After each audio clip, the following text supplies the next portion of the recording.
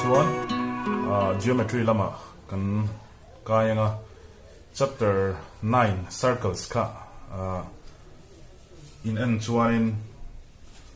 zir tam tak oma chung zir tur tam tak zinga chuanin theorem hi kan zir masa phodanga chuan exercise te po rem changa kan la chok lenga ti chuan theorem zinga poimo tak tak metric exam na thleng po poimo tur ho tun tuma hen kan zir dona ama sain tuna helaya ron lang hi screen ron lang hi kan tim masa beranga theorem 1 tina ka pe meinga chuan adot le kan zir le tu ve theorem 2 theorem 3 ting khan theorem panga vel kan zir dona ni chuan hei hi kan soi fianga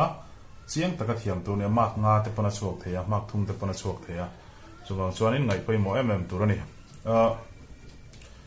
in lo zir to thin sa mani se circles chungchang shrim kha circle kan ti hian thil bial khani meita tro chuan thil biala hianin center hemi bial kan siam na compass ka ti hianin potkaw in han chuna ti hianin ring kwal thing ta ni mo ti hian kha hei center khani ta chuan helai tanga helai in rin phei hi radius ani ta ni enge radius kan ti chuan circle zoom kan chun na le helai kan va po kauna in kar hi hemi hi ni ta ni hemi in kar hi mo kha radius salo ni ta ni chuan antinan circle hi hei long ta compass a hetia compass in ta hen thil zoom lam khan kan chuna kan pot kawa voi khatia kan thai pot hianin circle kha a funin katikwal lem lawa voi khat khan thaya heng ho hi arc kan ti khani ta ni chuan arc ka hianin antilana helai chin hi arc lo ni ta se hei hi mo hei hi arc khani ta ni pakhat hi circle them ai zu circle them lampang pakhat arc ani ta hei hi chuan a chung lampang a po khan a them dang kha oma hei ian lo chuan hei mu tel lo chuan arc lian pui om le tinan me circle them shrim kha chuwang chuan hemitia abia la hi circle la hi heta arc ila khan arc te zo oma alian zo kha arc pakhat tholo om le kha arc ve an nia soidang lamna ta na hianin minor arc kan tia te zo khi alian zo khi major arc tia soini ta ni ti chuanin heng arc ti mingte khang ho kha in hria chuan tun kan questiona hian arc ti te kharon lang don sia chuwang chuanin tunami kha lo hriat kar tur ni chuan minor arc case te chuan semicircle case te le major arc case te in cho the ani amaro chu tiang chuan kan tilem ngai vak hlom lawa chuwangin minor arc mangin karon chok don ani le chu po chu tuna ka soi por omjin lamban thri don lawa kan han soi ko zelanga in thra chho tur anga ya chuan he theorem atana thil poimo tak mai pakhat atop thenga in hriat ngai thil awm dona chu heta hen kan soi thuak don ani lo chin sia kar ula chu anga sa jok chu hei hini ta triangle a hian chi sang tam tak om ti kan thravek anga chu a then chu hemi seizong in ang thap hemi in chen vek hei 3 ni chuan hei po 3 vek tiang chi dekha om ta ni chu triangle ro apo equilateral triangle anti khani ta ti chuan in triangle hei lo hi adang hantila tai la antilana sir ni te pani seizong hi inang ta se mo hei hi 3 ania hei 3 se ni hei 2 se lek te lo ni to ta se tiang chi ho chu isosceles triangle kan ti kha lo ni ta ni isosceles triangle no ni ta tin 90 degree nei ten lo om chuan in right triangle ani ti te kan soi to tin engele in ang lo vek mo hei 3 se hei 4 se hei antilana 6 se te lom ta se anin ang lawa scalene triangle ti te ni ta triangle hi chi sang tam tak kan ya chung zinga he theorem bi ka ta na thil poimo deuh tur karon thlan chua tur chu hei hi ani doni isosceles triangle hi lo chin sia chiang le ula a property pakhat kan soi sina isosceles triangle a hianin thil in hria tur chu seizong pani anin chen chuan hemi seizong hi anin chen ta ni seizong pani in chen te tak khan ta hen angle khan han siam ta ni chung hi kil khan han siam ta ni ta hi chuan hemi hi chu an pan hian an siam dun khani ta helai kil chak hi chu tro chuan an ke ti mai te ang hei in ke hei mihring ang te pan han ngai chin taw la hei triangle kha lo ni ta tro mihring palian deuh kha ading ka ang te khan han ngai chin taw la a kap lai tak kha an hai sun na kha lo ni ta ni chuan leyan zuk ra na helai a be san zuk sut na hian kil dang pakhat ta po pakhat panin lo om le ta ni kil dang pa hi chuan helaya hemi te pani anin chen chuan helai angle te pani hi anin ange nge thin ti kha hriat tu ni hei 70 degree ni chuan hei poi 70 degree ti kha in thredon ania the angles mo hei angles te pani hi opposite to the to equal sides of isosceles triangle tena anzuk opposite hei le hei anin ang a tian chin sia mai teu hei le hei an chuan hei le hei point angle ai nang hemi sei zong hi a sir side chung chang ani chu ka sei sir sei zong chung chang pani hi anin an chuan angle helaya engtiang anzuk siam kan ti mai don mineng khalai kha anzuk in ang tinani chu chuan a he zong in entir na tian ron bum kan tum chinang chunga entir nan mai mai ti hian kan ti chinanga ti hian lo om ta ni chuan hemi te pahia hianin hemi sei zong le hemi sei zong hi anin ang ta ni hei hi angle pakhatani ta heta angle pathi ni ta angle dang om le ta zona chan thiam na ming kan pelok hei a ni ta sei b ni ta se c ni ta se khoi le khoi te hingin ang kan ti chuan helai b le c te hi anin ang don tinani chu hemi hi 60 ni chuan 60 chan chu helai angle a chu a sei zong pathi tanan han chun a khani ta chu wang chuan khati zong khan in lo hre don ani chuan ti hian kan ti le chinanga par deuh hluain hei lo om ta mo hemi sei zong rin hi anin chen ta ni anin chen ti kan hre ta ni exam nge ni ti chu soi lo mai la in chen ang khan lo ngai ula chuan a hminga hian o entir nan mei mei c b a telo o c a lo ta se he lai o c sei zong hi o c rin sei zong hi hei hemi sei zong ka soi na o c ka di chuan he lai o a in rin chuk thlan en hian lo in ang ta se o n en hian anin ang ti chu equal ni me a hetian hi an lo ni to chuan enge rang takin kan ti veng ngam nga lang kan ti chuan helai kil hi anin ang kan ti nga ngam tur ani chuan chu a ming chuan helai hi angle a lo ni ta tro angle a is equal to angle khi lai mi ki c a le c anin ang inte mai don ta ni a ming pumin a tak hi in soi du ni chuan o tangin kaltan o a c dia soi mai tu ni ta alai in da menga in soi du angle kha OAC hela in soi du don chon du le OCA point la me kha lo ni ta a chuan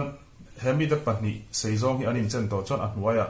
therefore poison takin hei in ziam ngal ngam thin tu rani hemi kil ni te hi anin ang ti kha hriat chian le tu rani chuan ti zong hian kan ti le chinanga antinan ti zong hian kan hoi tir chinanga ta hianin o om ta hei c khanom ta se hei b kan ti dei to chin te ang chuan OC in rin chole OA hi anin chen ta mo ti chuan angle in ang tur chu c le b hi ni le ta ni hei hi anin chen c a ti kha in ziak lang potanga OB in rin chuk thla le OC in rin chaw hi anin thluk c a anin equal c a therefore kan ziangam tur chu helai b angle tak hi angle B ti top pana thei rol na ming pumin soile taila O B C angle O B C le helai chakhi O C B angle O C B anin ang inting hal ngam turani hei hi tuna ka soyom zia chuni tani chu ta hen kan lo chin chianga isosceles triangle a reng hianin a on dewati en khan har mel dew na khan hemi le hemi anin chen chuan helai ri nen chen chuan hei le hei anin ang ti kha thil pakhat chin sia turatan kan mangane chuan adang le pakhata chuan in thriat le turaka du chu triangle in lo hmuta ni eng triangle polo hmula isosceles ani mo isosceles lo poni ro se class 9 la in zir to class 9 lo ate pom to mai thei hei hi triangle shim lo ni ta ni rin pakhat hi kan extend ta kan produce ta kal tlang ta ni ta hian ti te ta hian a chuak tlang ta ni a chunga hin angle pakhat pahni pathum awma angle hi chunga chu interior a chung soinan ta interior angles te poti ta ila no apo nei kau zau de umi pakhat he dai angle om le ta thil kil tho ne hei mi pakhat ta tlan phei wak ta se tlan phei a tlan chi tum a kil ka thleng to e ti chon helai kil tho ni pon lam tan khan tro chu helai hi upon soi na tan khan exterior kan mang thini exterior angle lo om ta ni hei hi pol kwa khanin the exterior angle of a triangle hetiang om hi chuan is equal to intenti kha the sum of the two opposite interior angles tin an ka sheta hanan soi chu chuan a soi tum chu enge kan ti chuan exterior angle in mu to reng chuan helai angle kaw hi entinan 70 degree 120 degree ni ta se hemi kaw hi no chuan abul chi ami hemi hi en lo lok teu hemi lo en lo lokula abul chi ami a linear pair pui hi ani chu en lo ula helai mi te patni ala bang te patni in bel hi 120 ni venge nge thin ti khain zero ni class 9 han chu entinan me hei 70 ni chuan hei 50 ni ngai ti na ni chu anin bel kha 120 tling venge nge triangle oma exterior angle upon in mu to chuan helai angle le hemi te patni in bel hi hele hei in bel hi mo anin ang thin tinani chu hemi exterior angle hi apninga dule 4 ni ta se number kan pelok hei hi 1 2 3 ni ta se chung 3 hi entel lo tur ka ti kha 4 hian atuk tur chu angle 4 is equal to angle 1 plus angle 2 hei a formula ang deu ni chu number danga kan ti wang khani lo bel tak tak ne 2 le 1 chu 3 ni reng se tein lo ti nge minga tan ka mangani chu alphabet mang zo kang hei a chunga mi hi angle hi degree kha example a pek reng kha kani nga hei 70 degree 50 degree ti khamo chuwang chon a b c ti tapon petaila helai hen d lawm ta se omje chu angle pon mi d hian atluk tur chu hemi tal lo hian a le c hi tinani chu a plus angle c kha ka hriat turani exterior angle hi tlama lo hian heta do te hen lo om dei ta se ta hen d kha om ta se d kha angle d hian tunge tluk vele sian kan di chon angle d tluk pui tur chu a le b ni to lawin a le hei hi ni to thunga c hi b man to lo tur ne angle a plus angle c ti khani le mai tinani chu khang khanin exterior angle in mukhan tin exterior angle hi heta point chu thata se ta hianin entina na d kha om ta se angle d na tluk tur chu abul chi ami hi b hi tel lawin hei le a le c kha angle a plus angle c kha ani zel tinani chu kha exterior angle property ni ta helaya makdew ka mana pen kan tinge hele hei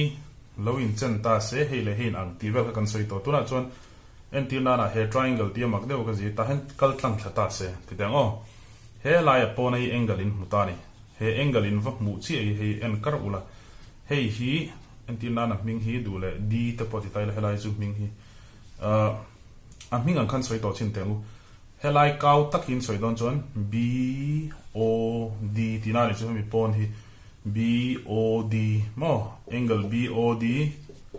equal to heian atluk tur chu tunge kan dison abul chi hen angle tho ma hemi chiar tal lo tur hei le hei hi chu hei enge ming b ni ta ming pumin o b c helai hi angle o b c plus khilai ming ki o c b angle o c b number kan pechin number ka pek vai chon awal zo kang 1 2 3 4 talon ta se hela angle 4 hian angle tlukang kan di chon angle 1 le angle 2 hi angle 1 plus angle 2 ti khana soi dei thawa ma se tianga soi hi chonan mak pom mu thei tho rol rolin a thiam mel bi takti mai te ngo tianga ti hi ke su makin le zalain ziratan pon angle soi thiam hi tha ka ti he tiang hen du le kan ziranga len ele chin lok teu ti zong po khan lo om ta se ti le te ang hoi khat o dule ta hian c ta hian a te lo om le ta se exterior angle kha du na ta hian kan da chok chinang di hela angle hi han name don chin te po sula ris ro chuan inti dinge ti dik lo ka zia zo hela angle hi chu ite ka soi fiang ka di chuan a exterior upon hi a o d tin ka soi don ta ni a o d mo angle sine hi zia zel tur is equal to tunge ai equal pui don chi kan ti chuan abul chi helai mi angle hi lak tel lawin hei le hei ni le ta ni hemi ming hin soi la chin don te le posula o a c alaya shim a in soi du la hi da ula angle o a c ti to ni plus helai kil saking ting in soi angle ni chuan a c o mo o tang ton soi tan le ta la alaya c khain da du chuan o c a tin helai soi ti ta ni angle o c a mo kha lo ni le ta exterior angle chung chang tu na khan kan zira exterior angle shrim hi intinan lo om ta se mo exterior angle hi lo om ta se hela exterior angle ni ta se hei hian atluk chu hemi le hemi in bel hi atluk hei hian hemi te pani in bel hi anin equal chi anin tluk ti kha in lo zir to thina ni chuan pakhat dang le chu circle shrimshima hian center a oma helai hi radius ni ta se radius hi 4 a se ni ta se 4 cm ni ta se he ta hian radius dang pakhat lom le ta se 4 cm thawani doni achan chu ipot kaw kha 4 ni chon equal khan 4 vekin equal chuak veka dule he ta poni se ta 4 cm ne he ta poni se 4 ani khoya point om se radius ani chung ka chon circle pakhat chung a chon radius zong kha anin angani chu radii and tia ready te poti teng chu radii mo hemi radii hi circle pakhata radius pakhat chawin soi don chon hemi chawin soi don chon radius tin kan soi thina plural form ma avai tam tak pakhatam pani ai tam in soi don chon radius ti tolain radii ti mo ready ti te pana soi teng chu ti hian hei hi in lo plural form ni ti khain lo sa buk doni radius shrim circle pakhata tam takan om chuan radii in the same circle pakhat chung an om chuan are all equal anin angkwal vekani ti kha hriat bok tu tan kan chin sia sang le teng chu radius shrim hi pakhat ai tam an om chuan anin chen vek ti kha hriat tu ani ti chuan a theorema kan lut chinanga equation hi soifia phot kan tum doni enge equation hian na tan min pe kan en chin doni proof that ati chuan ani zia kha ron tar lang ro min ti ni thil ni to sa khamin an lo mu chuak to en til na hemi hi anin chen ani ti kha kalo soi to ta ni scale in ka te anin chen nge ni te ka shreng to exam nge ni chu ka soi du mi lo ta ni 3 se nge 4 se nge ni hi ka soi du lo ni anin chen ti ka shia pakhat khan lo oi lo khang la nga i oi lo chon kan proof don em mi ka ti proof la ti chon proof chu fin fia ani maya kan fin fia nge ni nge ti kha scale ka va pora time ka va pha ta hei 3 cm a se lo ni chung hi kan han te le 3 lo ni kha kan fin fia mai lom kan ti thini khalai tong kama kan fin fia ang chi ho kha kan proof ani chu thil kha ani sa khamin an lo hre chuaka oi lo wang khan hei ngai ula chu ani zia kha kan fin fia don tinani tani proof that don fin fia ro le min ti tani kan question zone proof that the angle at ta hei angle kil asoina ta thil kil tro subtended kha nge ni siam kan ti maidan minian the angle subtended til han siam by an arc in a siam don tani at the center of a circle tahen at the center of a circle kalau ti mai de nge of a circle ti tel teng prove that the angle subtended by an arc at the center of a circle pakhata oma question ina tum kan soi kai tanang circle pakhata oma chuan chu circle chu abial lo mai ti han ti bial as well te hey circle pakhata oma he circle pakhata hian center hetai om ta ni ti chuanin helai kal soifia man kan soifia photange an arc pakhata ron soi bokani arc kha kan soyang khan minor arc kan manga helai hen arc om ta se helai chin hi arc ni ta se apinga ab ni ta se arc chu ni china ka soi to kha noilam hei circle them kha helai kha ab ni chuan hemi hi noilam arc circle them pa hi arc ati chu hei ni ta ni he arc more to patang hian angle kha ka subtend doni angle ka siam chho don ta ni khoya kan di chuan at the center kha helai vel khan om ta he bial kwal full khan ta tro a han siam ta kil han siam he kil tak chu hetia han isu na ka kil chu ni ta chu arc hian helai arc more to ab hian center of the circle tak hian angle han siam tinani ta ni center hingi o kan ti tlang pui o lo ni ta se he chuan angle ka han siam ta ni ta hen kil chu hanom ta ni hi arc in center angle han siam tinani chu he the angle kil subtended siamina omani by to ngia siam gan chuan an arc in arc ab na siamanga at the center of a circle center tak han siam tinani chu mi ming chuan tinana hi AOB ani ta helai ka han siam hi o a tak alai ka da hi o hi AOB helai han siam ta ni tain kila han siam ta chuan e saron di ta kan siar chun jom is ti chu equal to ti nang deu ni mathematics a chuan mo chu helai angle a center i han siam chuan mo chu chuan chuan mo is equal to in danga double ti om je chu pan hi ti na ni ta double chu 2 ni me double the angle siam le ngai do ni angle siam in om le do ni subtended by it ati hian it hi pronoun manga a khanau na ni ta nam I o to idaron manga a ka soina thau hi ni by the same arc ti mai teng double the angle subtended by khami arc thau khan by it at any point on the remaining part of the circle AB a ka tan khani mang to ta tro chuan he a ka tan in man bang zong remaining part of the circle a hian khoya po hian heta point han ni ro se mo angle kha han siam non le se arc AB thau hian he lai point han siam se ati na ri chu emo he lai point han siam se mo emo he lai point va siam ro se khoya po khan remaining part shum shuma hian in du na khan angle han siam le taw chu mi soina chu ni ta ni the angle subtended by it kha arc thau khan at any point du na on the let me join heta kal to on the remaining part of the circle ti ta ni chu remaining part of the circle helai ko line du na ti boka mu intana mu ol samna na la ya kan da sam chu ta hen da meng ta po da the du na da the ya amhinga ta na c kan pe ta chuan AB arc tho hian angle kha han subtend le ti na ni chu han siam le ni angle han siam le ta ni ta hian hemi soina hin ta is double di zo che khan the angle danga siam le chu ta hen kan da ngai ta angle subtended by it at any point on the remaining part of the circle chu enge ming he hi kan ti chuan c ani ta ni ming toi chuan a ming sei chuan ACB ti na soi thei ta kha lo ni ta ni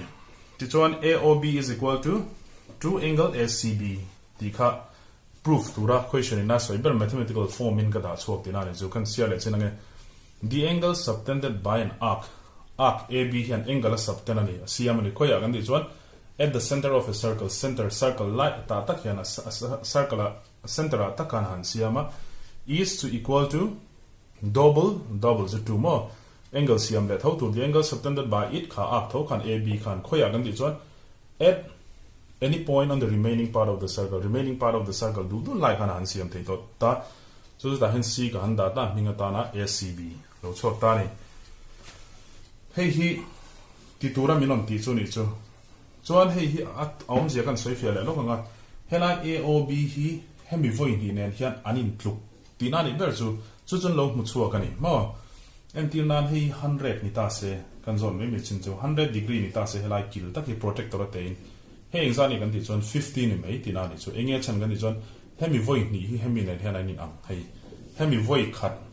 le kimi chung voi ni kha anin ang tina ni chu an lo fin fia to sa kan fin fia ve don tina entina na hi 60 degree ni chuan achung hi 30 ni ngai ti khan lo mu chuak to khoi circle a reng po hian in center a reng angle ti ka subtend hian ta hian angle po omro se mo 50 degree ta lo omni vai chuan remaining part of the circle khoya point heta de point handa ula poilo ko ti to ka tain angle kha arc tho hian han siam le ta se ta hian hemi 15 ni chuan helai voi ni le he in ana ngai si chuan 25 ani le mai don ti na kha khan lo mu chua ga ni he ingtin ngan lo mu chua mo khoya po thei ve ka mi circle shim ani ve ka zelam mi oni ve ka ni khami ani zia kha kan tar lang don ti na ni ta lang tu na min du ber chu angle center a om kha 2 times a chunga mi nen hian anin tluk ti kha kan target tu chu ti na ni chu le kan lo tana chuan given kan tianga given chu give hey till proof don chon given question na thila soisa ho kan zia la ngai thin ta chu soisa jong chu angle kha alaya arc in han siam arc AB na lai siam he arc AB ve hian remaining part of the circle angle dang pakhat han siam le bok mo han siam le bok ani ti kha soi chu ni me chuan anin tlukani ti chu kan proof ngai kha ni ta ni chu a soi jong kha kan ziak chok chin mai AB arc ma hey AB arc hi arc AB arc ti sin sia na chu en tengan ti equal thin o arc AB subtends kha angle asiam tina ni to o subtends angle AOB alaya siam don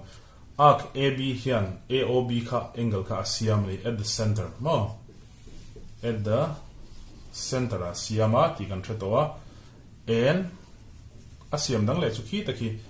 ACB khi and angle ACB at any point do na at any point on the remaining part of the circle on the remaining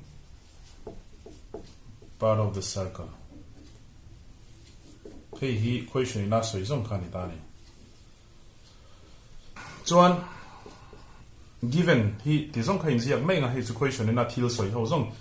arc AB in angle AOB hi alaya angle a han siam pakhatania and angle ACB ki du na at any point khoya mo kan han la on the remaining part of the circle han siam ni dikha ka tar lang le bok to ni chuan to prove kan na tu rakha question in proof tu ra ta na min du kha chu enge kan ti kha helai alai angle in siam hi AOB tak hi hi hemi voi hi nan hian anin ang ti ka proof ro ron ti hani wangin angle AOB alai mi kha AOB he lai mi hian kimi 2 times double ki 2 times angle achunga mi ki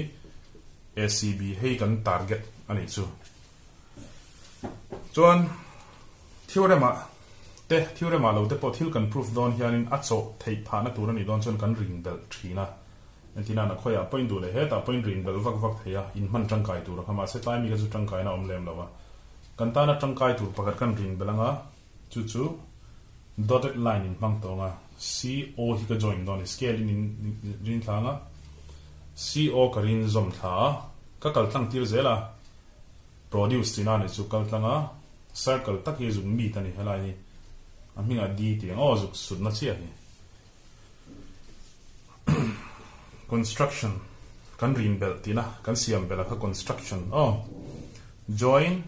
enge kan join don kan ti kha CO draw kha join CO and produce kal tang tir zero and produced to meet the circle line kha zum meet chat don to meet the circle at dia azum meet ani kha dong kha ala all khop mai tuna kan proof tanang PROOF proof in mang to don ta no he lai mi ang man to tu ni chuan inan thiam na na kan proof dan tur chu phel ni in ka en tirang chunga chu phel ni chu ani nang ve don thawa hei thona ang dewina oma ti mai te an tiana oma thona ang dewina om hi kan la sang nge achunga mi hi thona ang dewin tiana om hi chuan ta hen d oma ta hen o kha oma lai ka ta hen c oma ta hen a le b kha om ta ni hemi phel lelam hi ka chaw sang chema lelam hi impo sanga intive chin don ya phel lelam hi lo lok te o a phel lelam helam pang hi tang hian in thil kan soi kwal sin lok anga he tai triangle in mutani he triangle khani tani he photana tro chuan o tanga a in green chuk hi radius ani tani he circle center tanga juk touch na ka ju he tia om kha radius ani he input hiam radius OA he chuk thatani chunglam zong chho hi OC hi han check bogula radius thoni tani OC helai chho hi ani chuan radius reng kha circle pakhada pani mo pathum porin ulanin chen vek kan ti to kha chu hei le hei anin chen ta thlat mai ni radii in the same circle are equal kan ti to kha radius patni ai taman om to chuan circle pakhada anom chuan anin angzel kan ti kha chu wang chuan hemi hi engzar sei poni se 4 poni sei point ni ve ngal ti kha kan thata chu wang chuan hei le hei chiang takin anin angani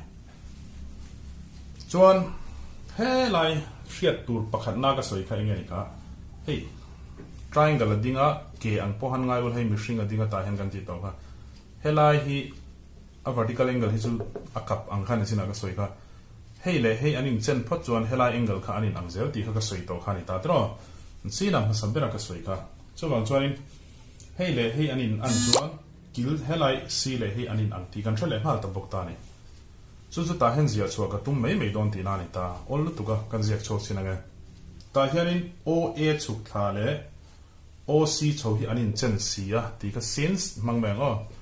sense kan ti ta nge chuan OA equal to OC OA le OC anin chen si a tinan ta ni sense to awangin mo OA le OC anin chen awangin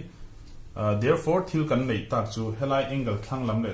chaglam hi anin ang ti kha a hi ming pumin OAC tin kan soing angle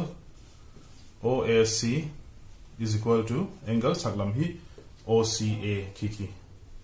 ani nang kan tingam tapop mai ni dikhan chuan mi in OA le OC hinga tingi anin chena anlo ti thut thei cheni a in soi fianan ta hian ye kha radii in the same circle pakata radius ve ve ni vai ti kha azona hen du len ziak mai mai tale in ve nana OA le OC anin ang C a helai kil hi anin ang nga le ti kha tain ka tar lang mai mai ni chu chuan in thia le tur bok chu hemi phel le na main helai hena kal tlang thapar par hin ho he triangle tan hian he triangle tan hian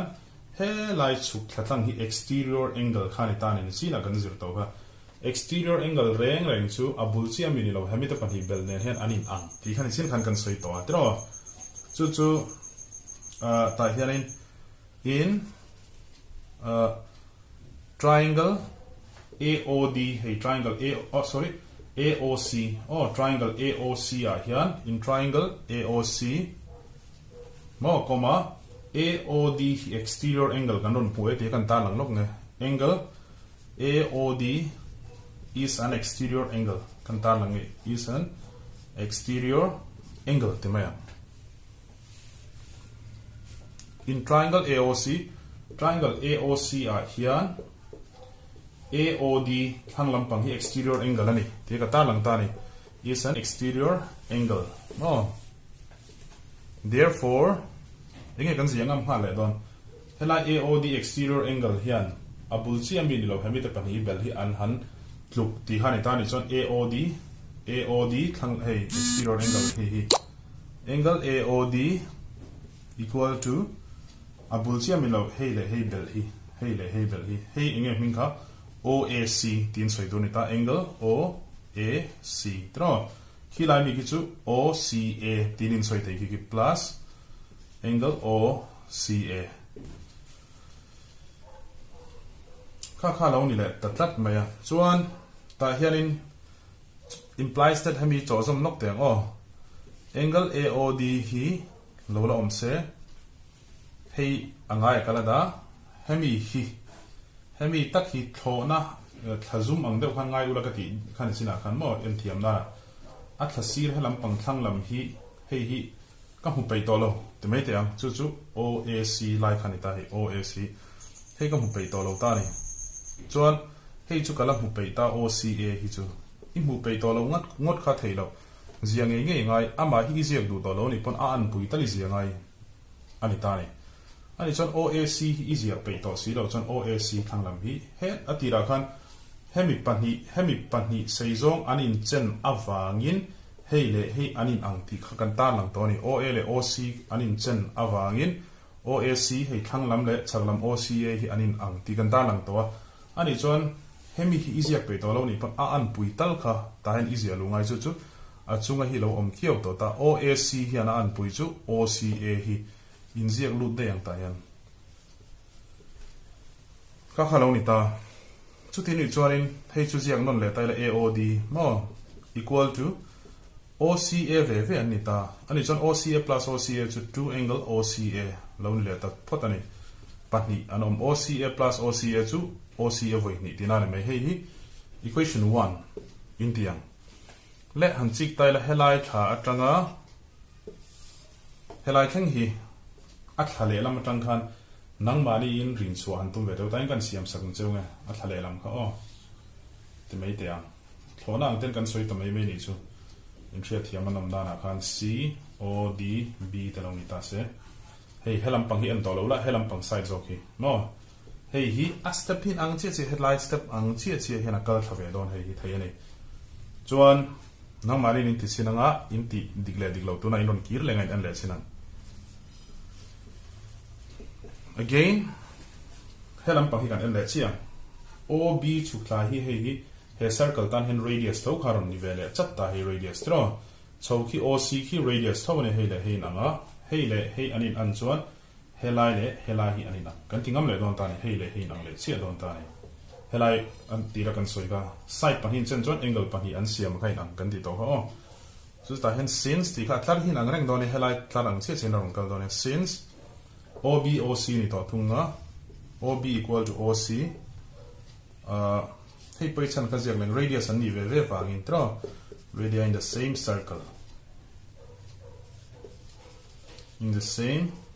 circle ta hian same kalau da lo ni circle pakhata chuan hei anin an to chuan OB le OC in an chuan khumi ta pahnih angle ko anin ang ngal ti kha helai hi ta lang o angle OBC chu hei ni ta ni OBC chu OBC equal to chalam pangki OCB helai hi OCB hei nang ti khain ta lang ani choi in ang kha equal to 0 ni ta anin ang mo chuan in triangle ti kha mang le he triangle tan hian upon chu he lai tian upon hi pona exterior om le ta ni ta hi in triangle BOC he triangle BOC tan hian in triangle BOC enge exterior ming hi BOD mo angle BOD is an enge ni lekha exterior angle. Therefore, exterior angle formula kan mangam le chiang.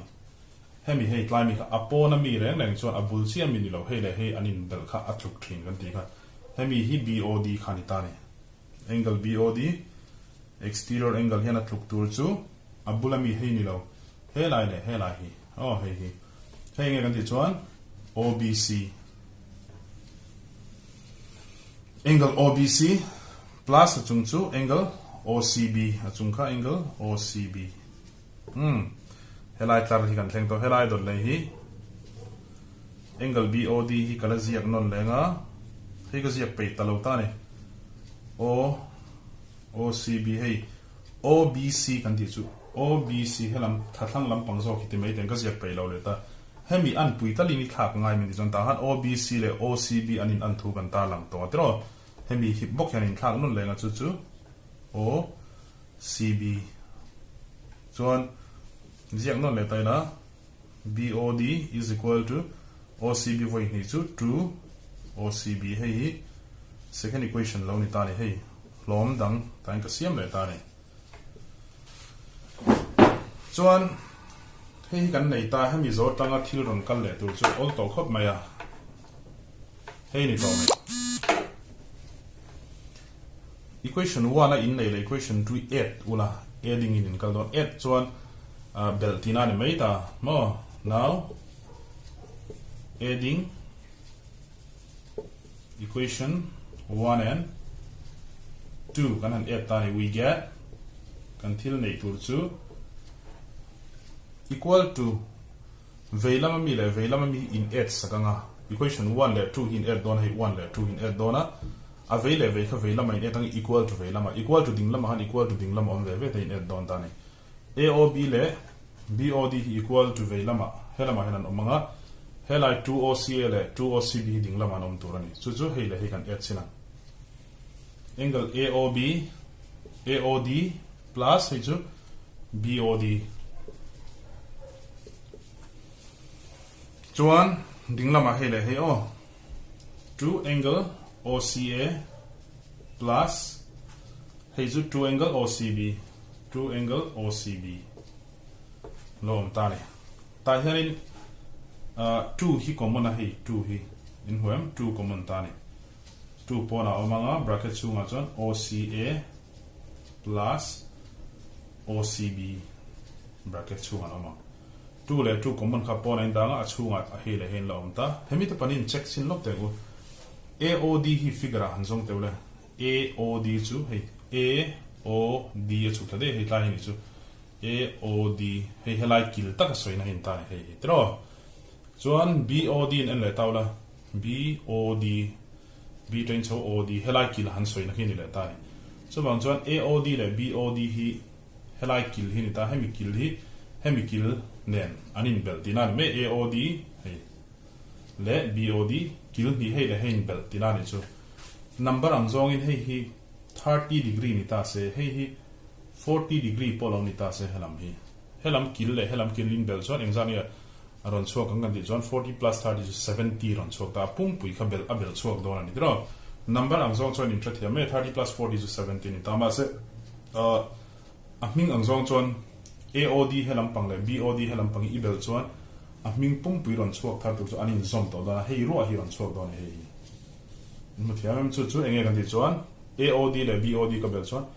AOB ron chuak ro ta mai ne hei ron chuak ta ni chu chuan aron chuak ta ani si chuan helam pang poi hei chu langai kha ziak non le ta helam pang poi han chik le ta 2 hi lo lom se hei le hei bel le don chin tiang OCA chu khoi kan ti chuan OCA helam pang hi ni ta ni helam pang side chau hi OC helam kal de a hela hi ni ta OCB chu O chawa C O traina chawa C B helam pang hi ni ta hei le hei anin bel le chuan hei le hin bel chuan ahming pung chu ACB ron chuak ro mai ne hemi bel chuak chu angle ACB chu proof tu rena min du chi hei AOB hi 2 times ACB double ACB ni ti kha kan proof te na ni ta chu tak chu ani je ifin fia chiang le hence proved in the doni to pa khan kha umzia chu ni ta ni chuan khilai achunga mi khi athu hi adol le thiu le ma hen kan man dona a sentence hi the angle atang hian in by heart dona the angle subtended by it by an arc at the center of the circle is a double ti ha I think he in by heart dona ni